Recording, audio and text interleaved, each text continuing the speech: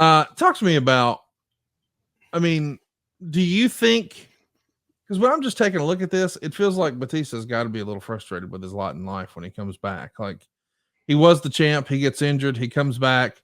We're going to put you with Mark Henry. Oh, he's hurt. Okay, now we're going to put you with Mr. Kennedy. That's not really working. We'll slide you in here with Big Show at the ECW pay-per-view. Okay, that was a bad idea. We're going to put you with Booker. And everybody online was hyped to see this because some of those stories had leaked about what happened in May, and he doesn't win the title here. Mm-hmm. What's up with that? Oh, we were waiting to fuck him worse.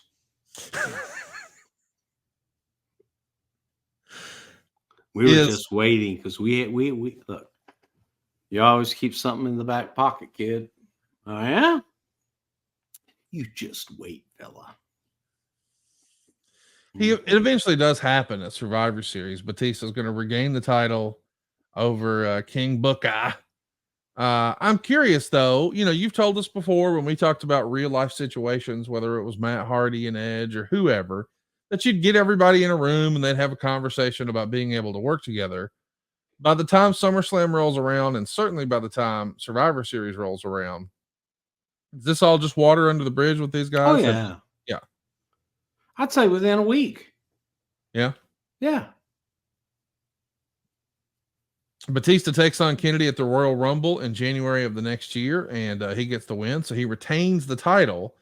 But the dead man, The Undertaker, wins the Royal Rumble. And of course, we know what that means. Undertaker has had a lot of fun messing with you over the years about some of the times that you maybe put him with a less than ideal WrestleMania opponent. And occasionally he's been able to pick his own, like when he wanted to work with Ric Flair at 18. Where was he on working with Batista at WrestleMania? I think Undertaker liked Batista, and I think that they actually had good chemistry. Going back, another little thing, Bradshaw sandbagging Batista. Good God. Yeah.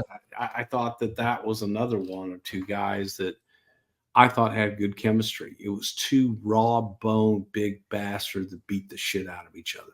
Yeah, they did. But Undertaker and Batista, again, man, that's intriguing as hell. It's interesting. And you've got two big guys that want to go at it, and you have that feeling of, holy shit, man. This is different. This is different because these were the two big dogs. Let's talk a little bit about WrestleMania 23. It goes down on April 1st. Batista is going to lose the World Heavyweight Championship to The Undertaker. And it's long been said that these two guys were not happy because they felt like they were the main event. They deserved to go on last. Instead, that honor would go to John Cena and Shawn Michaels. Do you remember this being a big debate, a big discussion, those guys being upset about it? And do you think they went out there with something to prove in that regard? I would hope that anybody placed in any position on a card at WrestleMania would go out with something to prove. Yeah. And placement on a card, I think, has been made to be more than it is but the people that have done that, for the most part, are the Dave Meltzers of the world. By saying, oh, he went on this time, this was a punishment. Or oh, he went on this time because of this. Not having a clue why. Sometimes we want a hot start to open up a pay-per-view, so we're going to put on a hot match. We've put main events on first on a show that were considered main events. The last match is not always the main event. And that's where the misconception comes in. And looking at it, I think that everybody on that show, everybody on any show should want to be perceived as a main event match. Well, you know how you do that? You go out and you perform like a main event performer. And then you'll be the main event.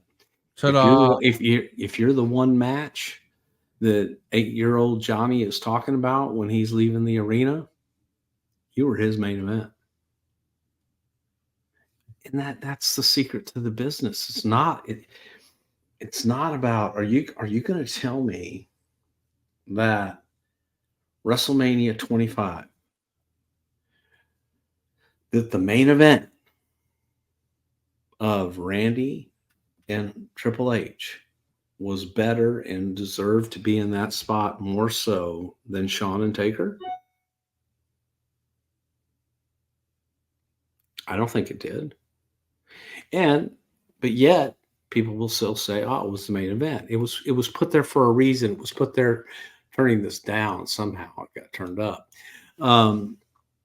It's perception. It's how the show flows.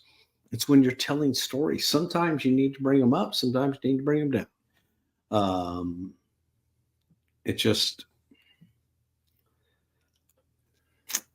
as a reminder, the match. But no, there was no, oh my God, I've got to be last match. WrestleMania 23 is not only known for John Cena and Shawn Michaels and The Undertaker and Batista, it's also known for Lashley and Umaga with a billionaire in each corner. Mm-hmm. Donald Trump and Vince McMahon, special guest referee, Stone Cold Steve Austin. It's a loaded up show. The Observer, Dave shouldn't that match have gone on last then? I mean, you got to think that was probably the biggest draw.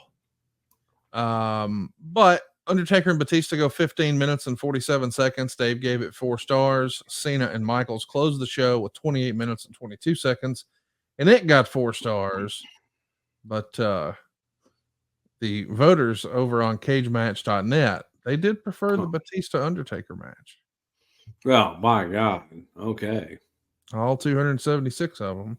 Well, what do you think was the better match on the show that night? I mean, obviously what everybody was talking about at the water cooler was Trump and McMahon, but as far as in-ring action, I mean, it's hard to not go with Shawn at a WrestleMania, but man, Batista and Undertaker, it was a great match. Batista and Undertaker was a great match. Again, Shawn and Cena, I thought that on that night, Shawn made Cena the man. Yeah. I really do on that night. I think that Shawn was there for everything. It also just showed me how much of John Cena was up, I think, 4 days in a row, just doing every shoot, everything you could possibly imagine for that event. He proved to you that weekend he was the guy. Oh my God, he did. And I know everybody goes, "Oh, that's bullshit." Like all those shots of him driving the Mustang and everything coming through there, and the shot coming down the ramp at way too fast, that people swear is a stunt man, was 100% John Cena. Yeah. John wanted to do it because John was like, "Hey man, if I crash and I'm not in the car, that's going to be the shits." That's why I want to pre-tape it, John. Yeah. Yeah. He goes, "But you can't pre-tape it because I got to be going at least 60 miles an hour when I come around this curve, come down here to break through all this shit. Can we just do it to then?" No. I'm driving the car. Now, the fact that we let him do it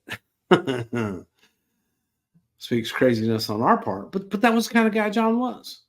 That was the kind of guy John was. John wanted you to know.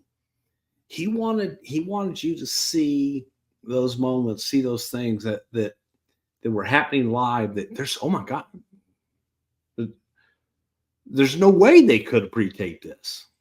Yeah, we pre-taped all the shit during the city several nights before, just because we had to, because of the overhead shots and traffic. You had to shoot that shit at 3:00 in the morning. But the rest of the stuff, that was all live, man. That was all John. And he proved himself, man. He proved himself to be, you know what? No, man, I'm the guy. I'm the guy. Fight me. So Batista and Taker, they sat up and said, "Oh yeah, you're gonna have to follow this, kid," and they did. But Batista and Taker also were a big part of making John because they made him follow something great. Yes.